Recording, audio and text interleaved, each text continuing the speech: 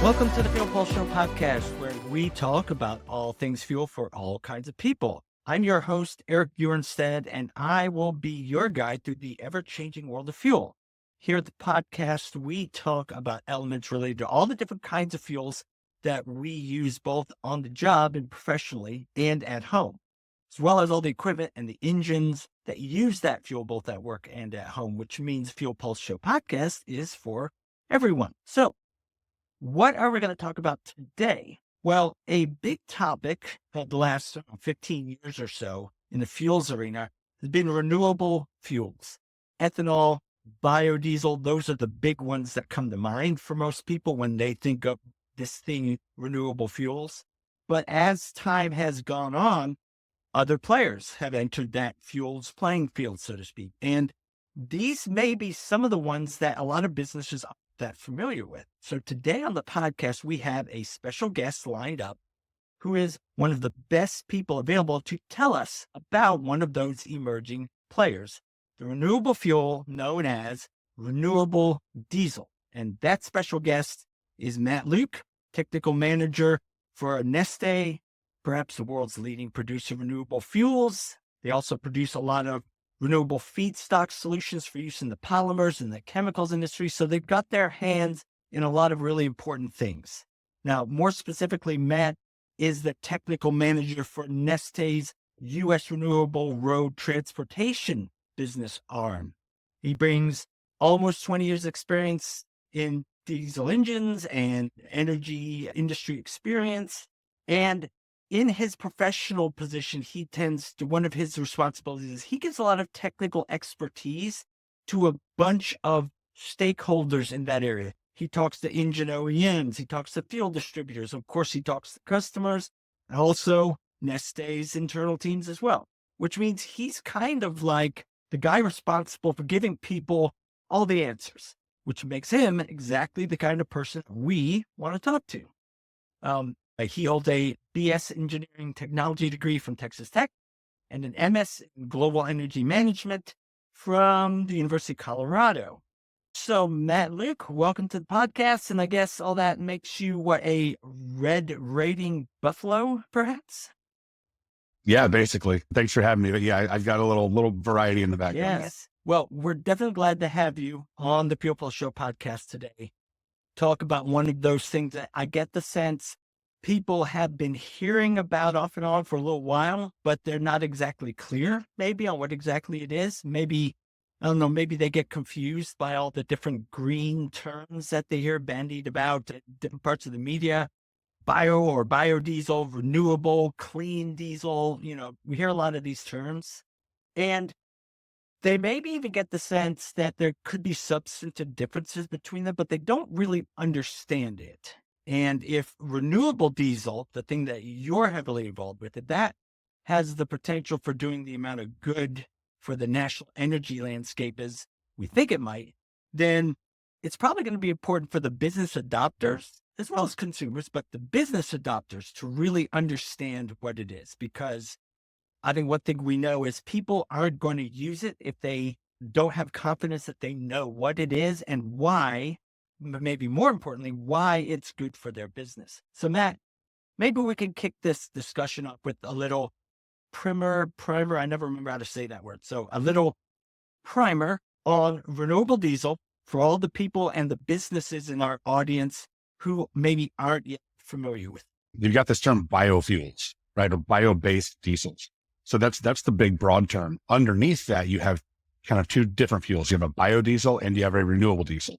So they're both bio-based, but they're not the same product. And it has to do with the refining and the chemistry of how you take the feedstocks and turn them into fuels. But like a biodiesel fuel is similar to a diesel fuel, but it has oxygen and it's actually called a fatty acid methyl ester, Yes. right? It's a different molecule. Whereas a renewable diesel is a very pure hydrocarbon, which makes it a direct drop-in replacement for a fossil diesel. So to me, one of the biggest differences is the biodiesel product is limited up to a 20% blend wall based on OEM requirements and other things. You can't really run B100, but on the renewable side, there is no limit because it is a pure replacement hydrocarbon. You can run what we call R100 or R0 or any blend in between that you choose without any limitations.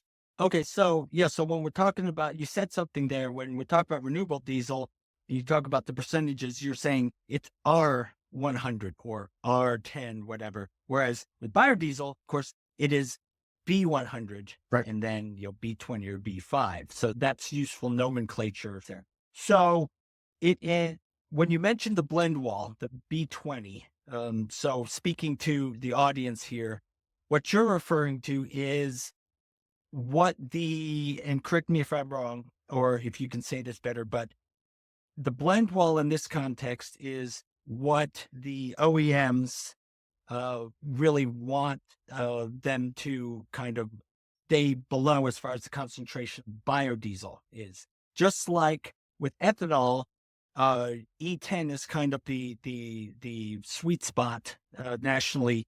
You can go up to E15, but especially small engine manufacturers, for example, don't want you using E15 and above because they say may cause problems. What you're saying is one of the advantages with renewable diesel and an R100 is that because it is a pure hydrocarbon, which I think is an important point for people to know, because it's a pure hydrocarbon, it's a lot easier to swap it interchangeably with regular diesel because it is essentially pure hydrocarbon. It's just made from a different source, I guess. Would that be a good way to put it? Yeah, that's pretty much it. Okay. Yeah. So if you think about the specifications for diesel fuel in the US, there's ASTM D975. Yes. That allows up to 5%. That's your B5, right? There's a different spec for up to B20. There really is no spec for 21 to B99 because the engine manufacturers don't really approve it. It's just not there. The 20% comes from partly regulatory, partly engine manufacturer. But you're right, on the R100 side, you can do anything in between because it is a hydrocarbon. So if you think about the spectrum of what makes up diesel fuel, it's like a bell curve of a bunch of different molecules. Renewable diesel is basically just the really sweet middle spot of that bell curve without the other things that you necessarily need or want in a diesel fuel, like different types of molecules, lighter and heavier molecules, things like that. Renewable is just that really awesome sweet spot of we've already been getting. Yeah, and when you say it like that, the thing that comes to my mind when I'm thinking about it is the difference between conventional lube oil and synthetic lube oils. Synthetics made in a lab or made by manufacturing process, but basically it's the same kind of molecule, the same kinds of molecules in that sweet spot. And that inherently means the synthetic oil is able to do certain things better, whether positively or resist other things that you don't want to happen, better than conventional oils that are that more of that spectrum bell curve of different kinds of molecules. And definitely with diesel fuel, I can see definite parallels when you put it like that. That because renewable diesel is essentially Yeah. manufactured, you can control the kinds of molecules that are in it. And so when you say it doesn't have some of these problematic molecules, so the first one that comes to mind for me is paraffins. Funny thing about that, renewable diesel is actually pure paraffin. Okay. And the thing is, a paraffin is just a straight chain hydrocarbon. And I'll get into some details in a minute, but that's the most stable, the most pure type of hydrocarbon you can get, right? You have a string of carbons and every little spot on there is occupied by hydrogens when it's supposed to be. You don't have these other weird instability places, like a double bond in chemistry is where a molecule can start to break down. We don't have those. We don't have, renewable diesel. There's no aromatics. And aromatic is instead of a chain, it's a ring shaped molecule. Yep. That would be things like benzenes and other stuff like that have negative health impacts. And, they don't like to combust well. They go out of the tailpipe. We don't have that stuff. So a paraffin is not necessarily a bad thing. I think people associate that with cold flow, winter type properties when the fuel starts to wax and gel. But that's more the property of the big picture of the fuel, not the type of molecule. Okay. And so it doesn't have any aromatic content. And that's interesting because one of the things that we have done before in past episodes, we talked about things like microbial resistance, for example. And one of the reasons that today's ultra low sulfur diesels have more microbial problems. I mean, as with many things, there's multiple reasons, but one of the reasons is because they have reduced the amount of aromatic content in order to try and help with things like urban air pollution because burning aromatics helps produce some of the components that lead to some of the things you don't like in the cities. So you're saying that renewable diesel actually has no aromatics whatsoever. So how, does that have any Right. impact on its microbial resistance? If you can speak to a little bit about that. And so I would say aromatics maybe don't affect the microbial properties as much as like sulfur or other things. So, before we had ULSD, the ultra low sulfur diesel in 2007, there was a higher sulfur content in the fuel, which could help mitigate some of that microbial growth risk. Since 2007, moving forward, when the sulfur limit was dropped to 15 parts per million or lower, fossil diesel has to hit that limit. We have to hit that limit. Biodiesel has to hit that limit. That's the standard. So we're all kind of on the same level playing field. I would say that the biggest difference between, say, a biodiesel and a renewable diesel in the chemistry of it, you remember I mentioned earlier that biodiesel has that FAME molecule. It still has oxygen on it. That oxygen means that it will attract water. And anywhere a water molecule and a fuel molecule touch, that's where that microbial growth can take off and start. So biodiesel does have a higher risk of microbial growth because of the water. Whereas renewable diesel, not having oxygen in there, is non-polar. It repels water very strongly. So in that sense, a very pure fossil diesel and a renewable diesel should behave the same in terms of microbial growth because the water, oil and water, they should separate very quickly and cleanly and not have that kind of entrained mix of water with the risk. Yeah, you talk about the polar versus non-polar, and those get into kind of chemistry terms that the typical fuels manager might not necessarily understand. But your point's exactly right, that because it doesn't have that in there, it's not going to entrain or dissolve as much water. You'll still get some water in a storage tank simply because of physical characteristics like condensation. But because it doesn't have the water in there, we do know that if you were comparing it to regular ULSD, you can get up to, depending what the temperature is, say 80 to 100 ppm in most cases of dissolved water in there. Does renewable diesel do better or about the same with respect to dissolved water content because of the lack of oxygen in there? Does it hold less water, for example? In that sense, the dissolved water, it's going to be about the same. Coming out of the refinery, we may be in the 40 to 60, 70 parts per million range, and you could pick up a little here and there, typically 100 or below. The limit for the D975 spec in America is 500 parts per million, which is pretty broad, right? We hold ourselves internally at Neste to a 200 part per million limit, which is in line with the European standards. But yeah, we're typically below 100, just like any very pure fossil. And how does it change with respect to temperature? Because one of the things that ULSD has a problem with is because ULSD can actually hold a little bit more dissolved water, especially if it's got the bio in it as well, the B2 to B5, which itself holds a lot more. Basically, the ULSDs that we're seeing out there that the audience people will likely have access to, they will tend to have more dissolved water in them than 20 years ago, whatever. And so temperature changes at night versus the day, the water buildup can be kind of sped up simply because ULSD with the B2 or the B5 tends to hold more water. If they are using renewable diesel, it sounds to me like you're saying they may not necessarily have as many problems because they don't have that little bit of bio in there to contend with. Practically speaking, they're not going to expect more water problems. They may actually have less. Yeah, I would say if looking at a bio-free fossil fuel in terms of water, that's about how renewable diesel is going to behave because it's non-polar, it's hydrophobic, I guess, repels water. So if you're looking at a pure fossil versus a pure renewable, in terms of water, you should see very similar characteristics. Okay, so you're saying that it pure paraffins, pure straight chains, and that's a good thing. What about the kinds of paraffins that are typically conceptualized as the waxes of the molecules? Everybody knows ULSD gels because of that paraffin wax content.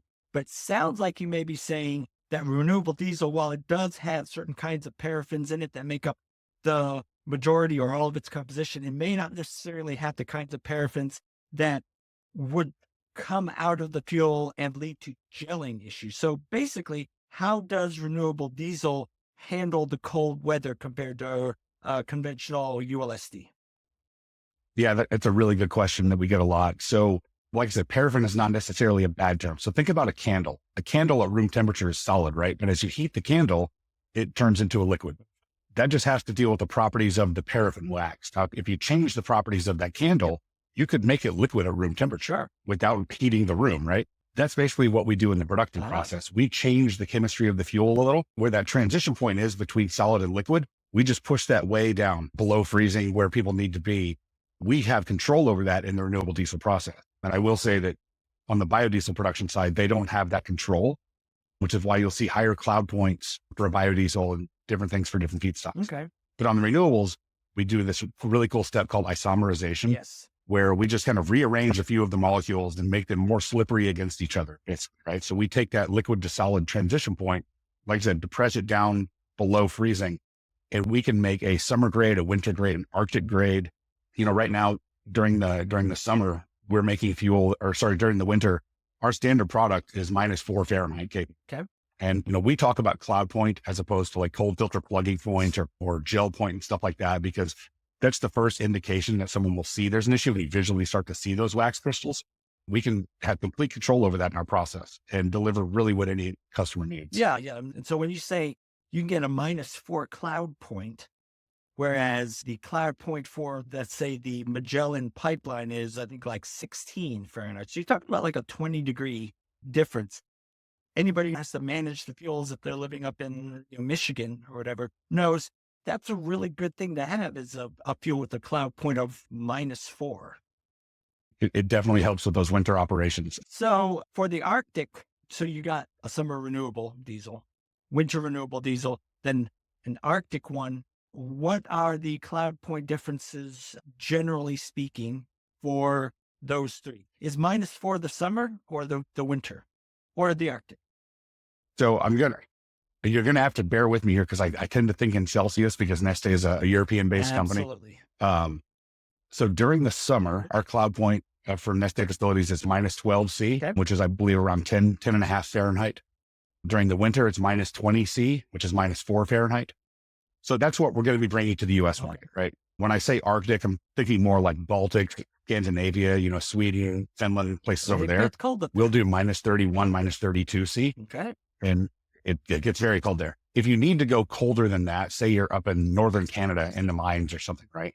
An interesting note about renewable diesel is the cold flow improver additives that you may put into a fossil diesel, they just don't work in renewable diesel. And it's not a Neste thing. It's just a renewable diesel chemistry thing. The molecules that those additives need to bond up to don't exist in our spectrum. So at that point, then we would look at blending in like a number one diesel, just like you would do with the fossil spectrum. But knowing that we can go really cold out of the refinery is a pretty big benefit. Well, it sounds like for a large part of that market, they're just not going to need anti-gels because you're already going to have those cloud points down pretty low. So it sounds like renewable diesel's got really good cold weather properties. It's got really good water properties. It's also true, as I understand it, that it's got some cetane advantages as well. Can you speak to that? Yeah, for sure. So, cetane is kind of that performance metric you talked about with diesel. Like you may say octane to gasoline, even though we know they're not the same thing. The lower end of the allowable cetane for fossil diesel is 40 or 41 in the US. You're typically going to see in the upper 40s in most states. In California, you'll probably see in the low 50s because they have some rules around aromatics and those affect cetane. Renewable diesel tends to be a lot higher. Depending on the manufacturer, we at Neste will guarantee minimum 70 because there's some European standards, again, that we try to always meet because that's what the engine manufacturers want to see also. They want to see us meet European and the American specs. So we're going to guarantee at least 70 cetane number. And, I've seen 80 plus. I was in a lab a few weeks ago, actually running the cetane engine, and we saw 84.9 cetane. So you definitely get much, much higher cetane numbers with renewable diesels. Again, just because it's that sweet spot of the spectrum without the other stuff. Yeah. I mean, just saying you're going to get at least 70, that's probably going to be music to a lot of fleet managers. And all right, so yeah, good on water, good on anti-gel, good on cetane. And I would imagine that as far as stability goes, just based on what you have said up to this point, you probably got some good stability performances because I would guess because of the way you can control the molecules and because you don't have as many of those unstable precursors with the double bonds, things like that, reactive molecules to start with. Is that how does renewable diesel perform on either oxidative stability or even thermal stability? Incredibly well. So renewable diesel is very stable. So, we said it's a paraffin molecule. Funny, the root word of all that is affinity, it's like stability, affinity. The fuel doesn't want to break down, doesn't want to change. So kind of start at the low end of the spectrum. If you have a biodiesel fuel, National Biodiesel Board and others would say without additives, maybe 6 months shelf life. We look at a fossil diesel, a few years, right? Well, diesel, we would say, give it 2 years. And at the 2-year mark, maybe every 6 months, just check those stability markers like oxidation stability or sediments and things like that. But anecdotally, we started producing this fuel back in Finland in 2005. And we have some drums of that fuel set aside in our lab over there. And every year we'll go check it, do those same things. Total, look at acid number, look at stability, look at sediments. 2005 to 2024 is 19 years. It hasn't changed. When we put a lubricity additive or something in, that may change just a little. And so maybe not 19 years. That's why we say 2 years officially in monitor, but we have fuel that's stable for nearly 20 years now, just sitting in our lab. So it is a very, very stable fuel that does not want to change. Well, and again, just like with cetane, water, cold flow, sounds like with the stability as the fourth one, so far, this is sounding really good. You did throw in lubricity there, so I figured I would just ask about it. Now, we know that ULSD was anticipated to have you build lubricity problems, adding some of the biodiesel that they're putting back in. What is the lubricity state for renewable diesel? Is it good? And if so, why? So let me back up. You have a little history here. A lot of people tend to think that sulfur provides lubricity to fuel, which isn't quite the case. It's more the fact that the way you remove sulfur to get to that ULSD 15 ppm limit, that also happens to remove the other stuff that provides lubricity. Some of those things are contained in biodiesel. So if you have ULSD, you could add, say, 2 to 3% biodiesel, and you'll be totally fine with lubricity. But like Neste, our brand, we choose to sell a neat product, right? We don't want to blend biodiesel in, just like some of the fossil producers want to sell a neat fossil diesel. So there are companies out there that specialize in additives, whether it's lubricity additives or cold flow improvers, all that stuff. We work with them to basically select the most ideal lubricity improver additives for our fuel. It's the same companies all the fossil majors are working with as well. So when you look at the fuel spec in America, the score for lubricity testing, the lower the number, the better, because you're actually measuring the wear on 2 pieces of metal. The number in America, it's this high frequency reciprocating rig test. The number in America is 520 micron is the upper limit. The European spec was 460, then it dropped to 400. Because we choose to follow that European spec, we're actually going to additize or dose to get down to that closer to 400 or even lower to provide much more protection to parts. In the past couple of weeks, I've seen testing on some of our fuel coming out of the terminals, going out to customers with scores in the mid to low 300s. So lubricity, everyone has concerns about it. They're valid, right? Especially right after that switch to ULSD. I know there were some certain fuel pumps and things that people had a lot of issues with.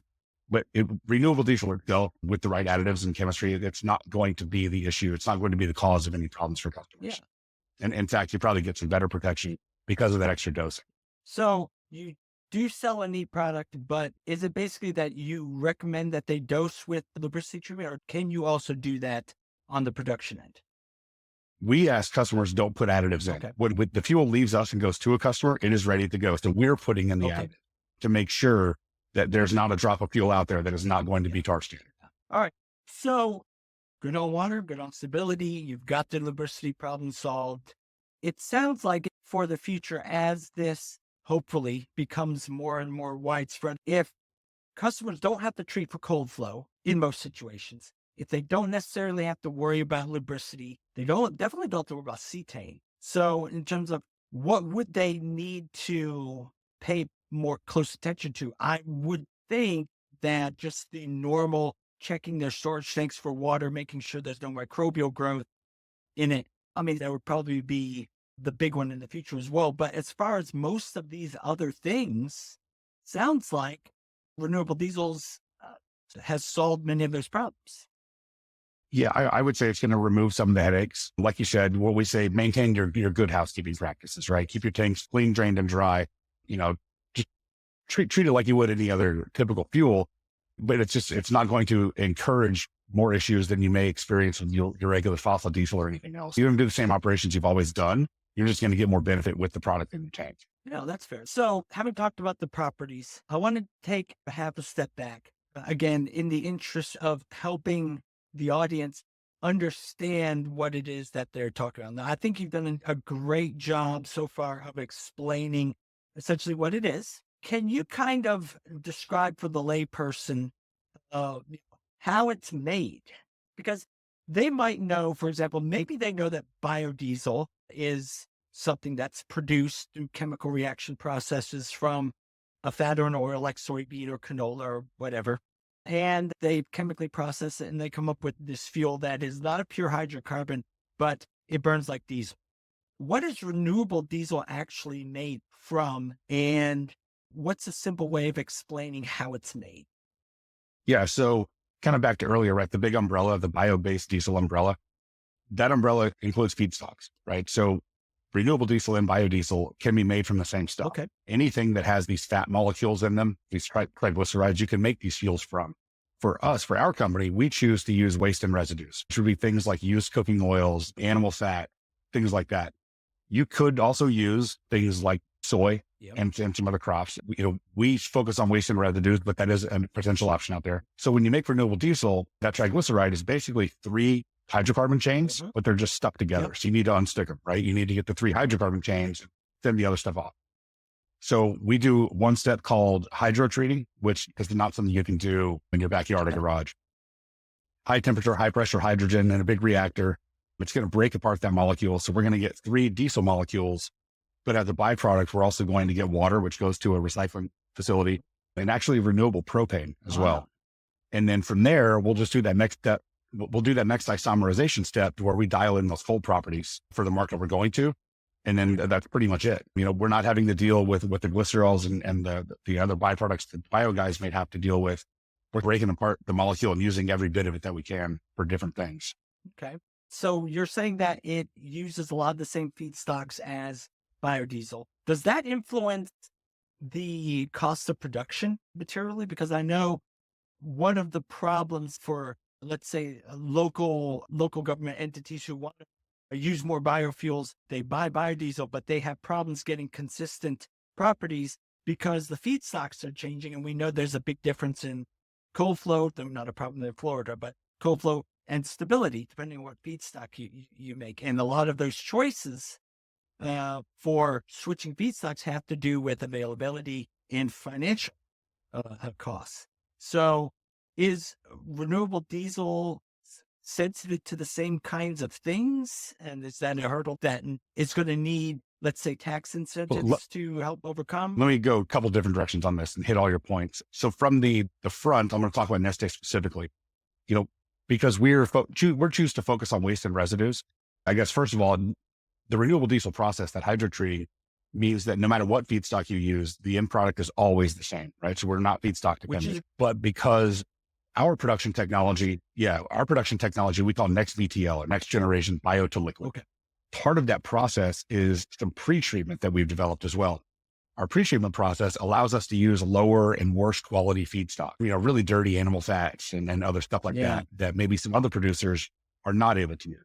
Because if you don't clean out the small metal contents and other stuff, they can start damaging your actual refinery and the catalyst material. We've developed the ability to use these lower and lower quality feedstocks, which allows us to get into maybe products that don't have as much competition for them, which works out really well for us. Okay. And we've also built a network of feedstock kind of aggregation. We have Mahoney Environmental, was part of Neste.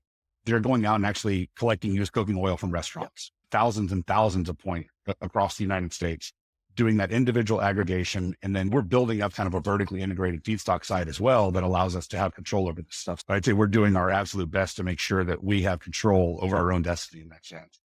Now, you also talked on the tax side. It is more expensive to make renewable diesel. I don't get quite as much into the feedstock world. I've been told that we can be on the feedstock side, maybe 2 to 4 times more expensive than like the crude feedstock going into a fossil refinery on any given day of the week, because they fluctuate. There are incentive programs like California's low carbon fuel standard or the federal renewable fuel standard. Those do provide fuel producers ways to offset those increased costs on the production side so that we can then sell to market near parity with the fuel. If we manage the policy side well and policymakers and legislators kind of do their thing to help us out, the consumer, the end customer is not really impacted in that sense. Yeah, and it sounds like renewable diesel is eligible for the same kind of renewable fuel tax credits or tax policy benefits that these other fuels are. I know you have on a previous podcast, I think it was the Power Talk podcast, you were talking about making a case for revisions to the EPA's renewable fuels standard, which all of this falls under. So we have kind of explained what the RFS is and why it's one of the things that kind of drives some of this from a national policy or legislative standpoint. You tell a little bit about what you were advocating for, what you think the revisions to the RFS need to be. We do have a whole team of people Sure. that do that. So I definitely don't want to speak to them. We do monitor very closely things like the renewable fuel standard, which has right now the BTC, the blender's tax credit, Yes. which could potentially be going away soon and transitioning into this clean fuel producers Okay. credit or clean fuel production credit as part of the 45Z program. Okay. But, there's an election coming up. Things always change. Nothing's done until Yes, it's actually done, right? All of these things do affect the economics of producing fuel, where you produce it, where you send it, where you sell it, that sort of thing. But when we have a whole team that monitors that, I think from just a larger perspective, when it comes to policy and legislation and stuff, I think the bigger, longer term focus would be for anyone that maybe has the ear of someone who has a power over this is when we look at these programs that we want to help use to make the world greener and cleaner, right? A lot of them tend to be pushing for one certain solution over others. As Neste say, we need all solutions, right? We're making the renewable liquid fuels. There are other companies out there doing batteries and electric. There's other companies doing hydrogen. We're going to need all of it. So I think from the big picture perspective, let's say technology agnostic legislation would be a really great thing to allow the technology producers and the smart minds of the world to solve this the best way possible, rather than just what someone else thinks is the best way possible.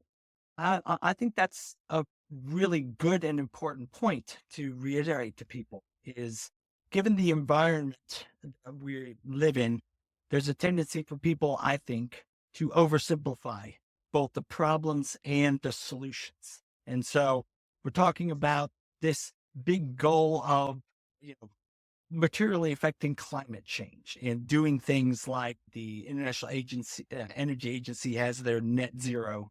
Other people talking about some kind of like 2030 carbon neutral plan, whatever they want to call it. The solutions for that are always going to be multi-pronged. People think that, electric vehicles is going to be the solution. And of course it's not. And I think the people who make electric vehicles and the people like the IEA who advocate for that would say, well, we never said that was going to be the only thing.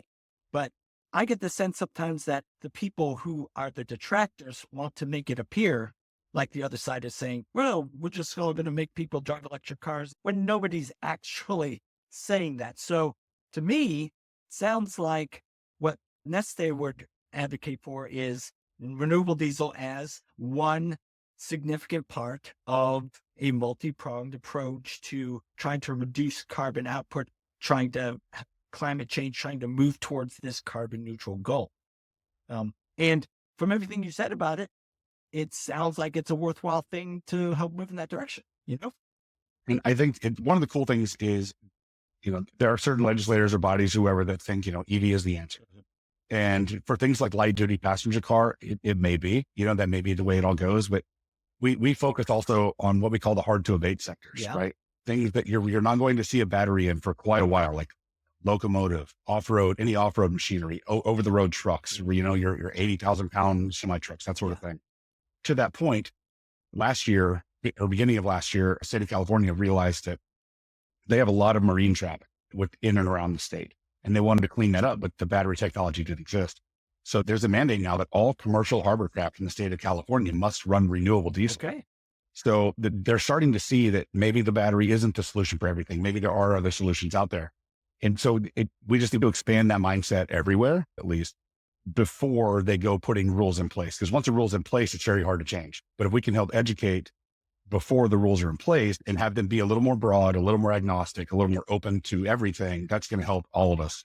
Well, I think with all the stuff that's happened with all these court cases in the last year, people are starting to get maybe a little bit of a better civics lesson on how government actually works. Congress is the one that has to pass the laws that tell the country, like with the renewable fuel standard, we're going to use this amount of renewable fuel in this year, whatever. At the same time, you have a presidential administration coming in. The executive branch is responsible for telling the agencies how to implement the law that Congress defines. Just looking at the political climate, you've got one side that is probably a lot more favorable to things like renewable diesel than the other side is. So we'll see what happens there.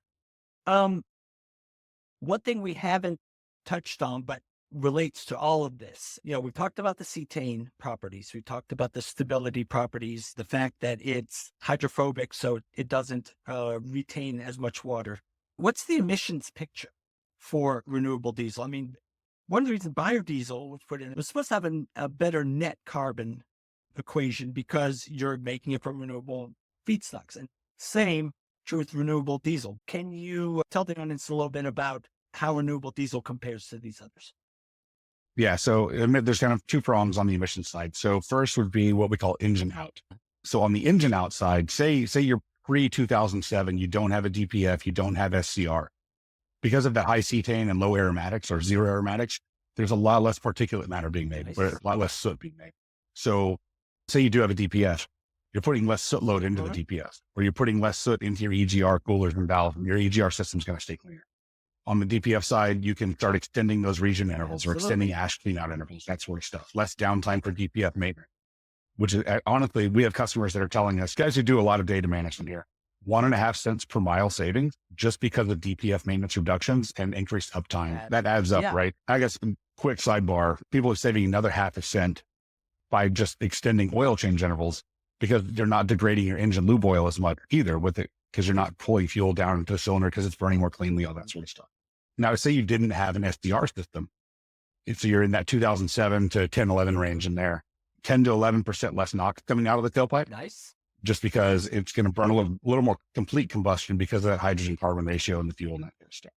Lower carbon monoxide, things like that. The no aromatics thing is really big, right? So because the fuel doesn't have aromatics on the front side, when you go to fuel, it doesn't smell like fuel. What that also means, you're not putting aromatics out of the tailpipe. And aromatics in a diesel exhaust, that's what makes it carcinogenic. That's the dangerous part of it.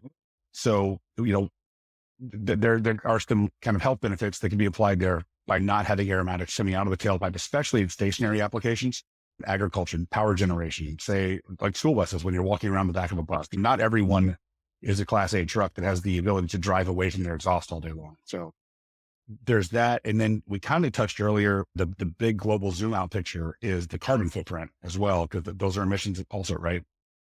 So we look at what's called the life cycle analysis, which goes from the time we first touch a feedstock until it goes out of the tailpipe of a customer's vehicle. And, if you're running a fossil diesel, you're on what we call the fossil carbon cycle, where you're using carbon that's been sequestered underground for hundreds of millions of years, bringing it up to the surface, turning it into a fuel, combusting it, and that's putting new carbon into the atmosphere. With renewable fuels, we're looking at the biogenic carbon cycle. So we're looking at carbon that's been above ground recently, whether it's in plants or animals, right? It's not coming from below ground. So we're using basically recycling carbon above ground, capturing it, or letting plants and animals capture it. We're taking that, turning it into a fuel, combusting it, putting that back into the atmosphere rather than adding more to the atmosphere. So, big picture, it depends what feedstock we use, what refinery, how we transport it. There's a lot of math that goes into this, but we can reduce that life cycle carbon emissions by up to 75% compared to the fossil diesel baseline. So now not only are you getting these maintenance benefits, reduced injector deposits, increased DPF life, all that sort of stuff, you're also getting that reduced carbon output, which is really good for companies. Well, it's good for everyone, but a lot of companies now are starting to care about ESG mandates, the environmental mandates. They're making their own, like you said, their own carbon reduction promises. This is a really easy lever to pull to go make that stuff happen.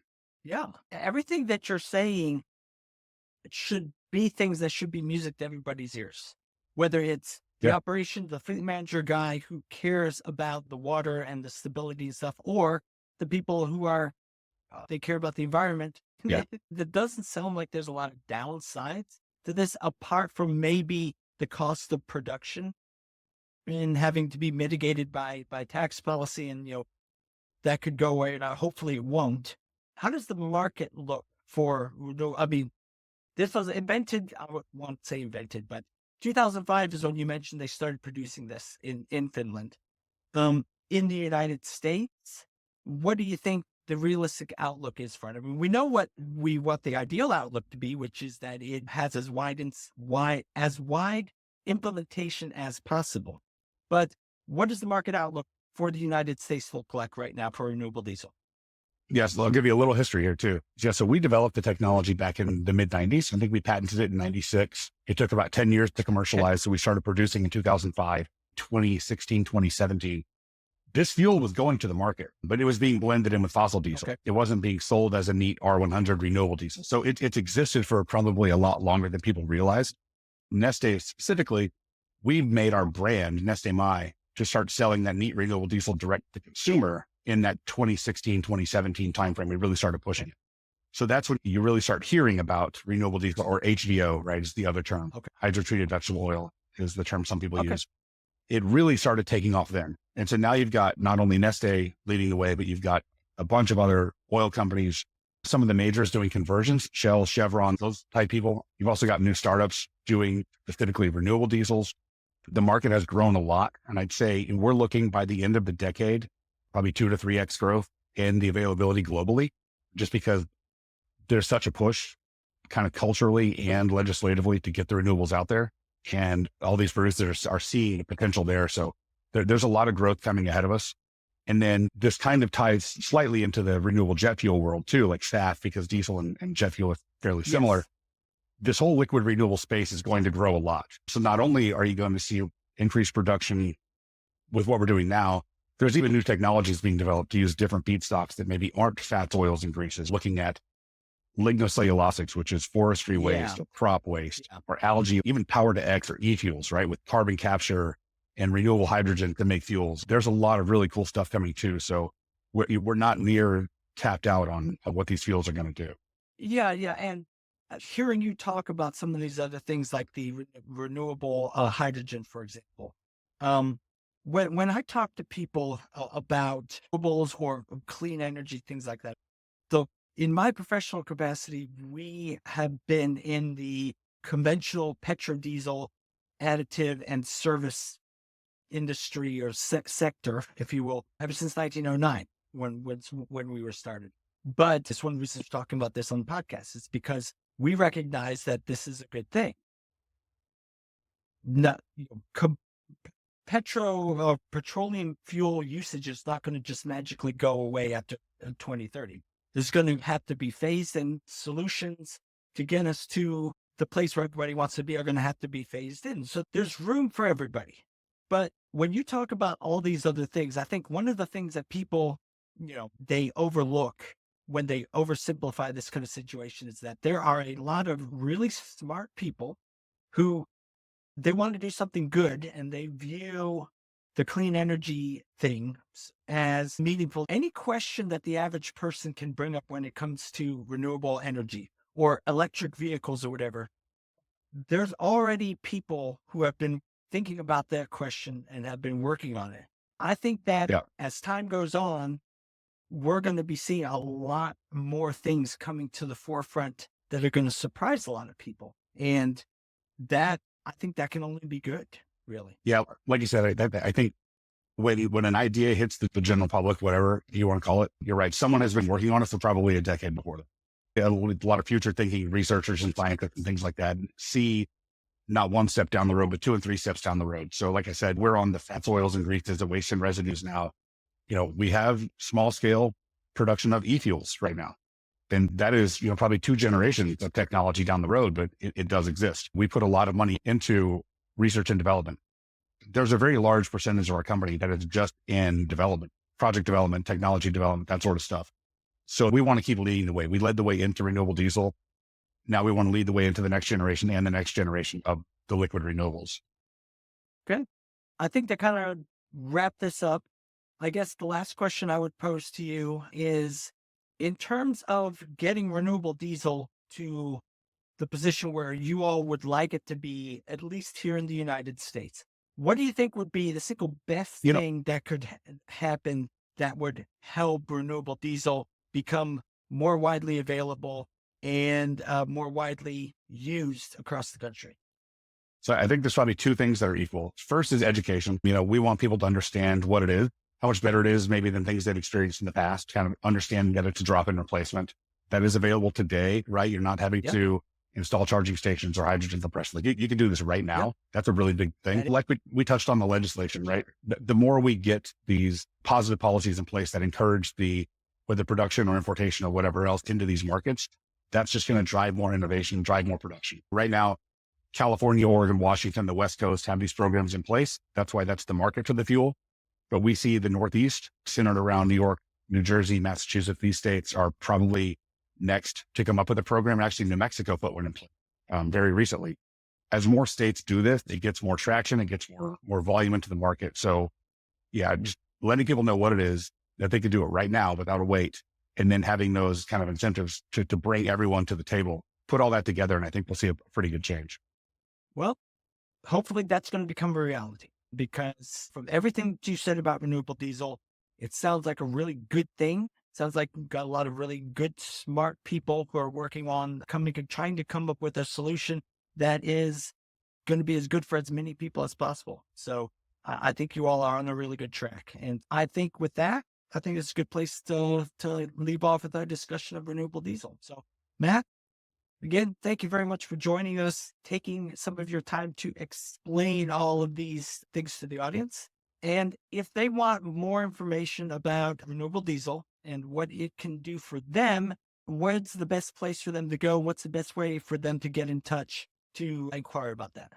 I would say go to our website. You can go to neste.us or nestemi.com.